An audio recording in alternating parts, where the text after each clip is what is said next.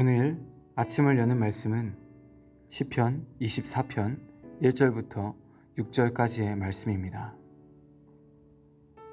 땅과 거기에 충만한 것과 세계와 그 가운데 사는 자들은 다 여호와의 것이로다.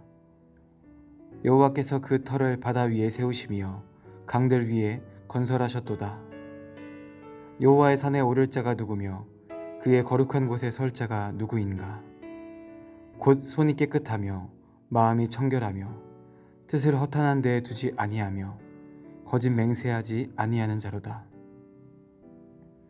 그는 여호와께 복을 받고 구원의 하나님께 의를 얻으리니 이는 여호와를 찾는 족속이요 야곱의 하나님의 얼굴을 구하는 자로다. 시편 24편은 왕이신 하나님을 찬양하며 하나님의 나라에 참여할 수 있는 자가 누구인지를 묻는 노래입니다.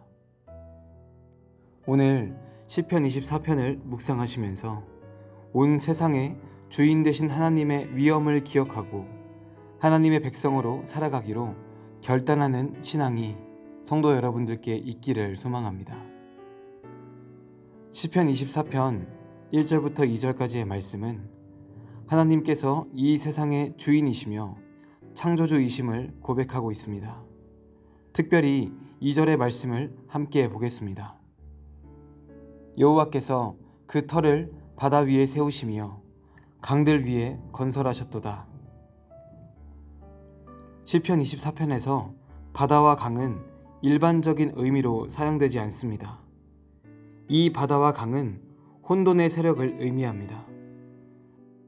창세기 1장에 혼돈과 공허라는 말과 같은 뜻을 가지고 있다고 볼 수 있습니다.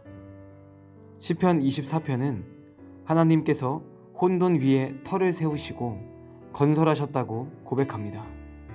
이 고백은 하나님께서 혼돈 위에 하나님의 질서의 나라를 세우셨다는 선포입니다. 이처럼 하나님은 혼돈 위에 질서를 세우시는 주님이십니다. 불안과 공포를 없애고 평안과 기쁨을 세우시는 분입니다. 우리의 삶에 불안과 혼돈이 있을 때 우리는 주님의 이름을 부르며 그 이름을 의지해야 합니다. 하나님은 온 세계의 주인님이시며 우리의 불안과 혼돈을 잠재우실 수 있는 능력의 주님이시기 때문입니다. 시편 기자의 고백처럼 우리의 삶에 하나님을 향한 선포가 있기를 소망합니다. 나의 삶의 불안을 주께서 해결해 주실 수 있다는 믿음의 선포로 살아가시는 성도 여러분들이 되시기를 바랍니다. 이어서 시편 기자는 여호와의 산에 오를 자가 누구인지를 묻습니다. 하나님께서 혼돈 위에 세우신 그 질서의 왕국에 속할 수 있는 자가 누구인지를 묻는 것입니다. 그 대답은 다음과 같습니다. 오늘 말씀 4절과 5절입니다. 곧 손이 깨끗하며 마음이 청결하며 뜻을 허탄한 데 두지 아니하며 거짓 맹세하지 아니하는 자로다. 그는 여호와께 복을 받고 구원의 하나님께 의를 얻으리니.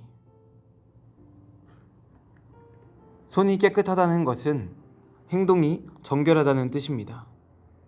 손이 깨끗하고 마음이 청결하다는 것은 마음가짐과 행동에 악한 것이 없다는 뜻입니다.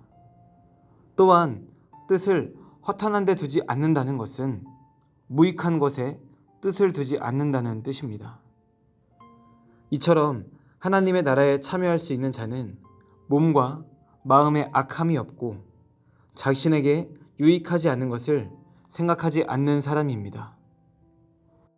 시편 24편은 이러한 사람이 하나님께 의롭다 하심을 얻는다고 말하고 있습니다. 우리는 살아가다 보면 행동과 생각이 다른 사람들을 만나곤 합니다. 때로는 나 자신이 나의 생각과 다르게 행동하는 때도 있습니다.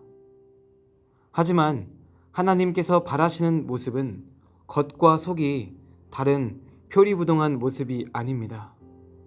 마음에 하나님의 뜻을 품고 몸으로는 예수 그리스도의 계명을 따라 사는 것이 하나님께서 바라시는 모습입니다. 이러한 자가 거룩한 하나님의 나라에 참여하며 하나님께 의롭다 하심을 얻는 자가 될 수 있는 것입니다.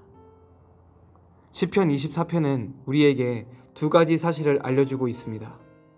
첫째는 하나님께서 세상의 혼돈을 꺾고 질서의 왕국을 세우셨다는 것입니다.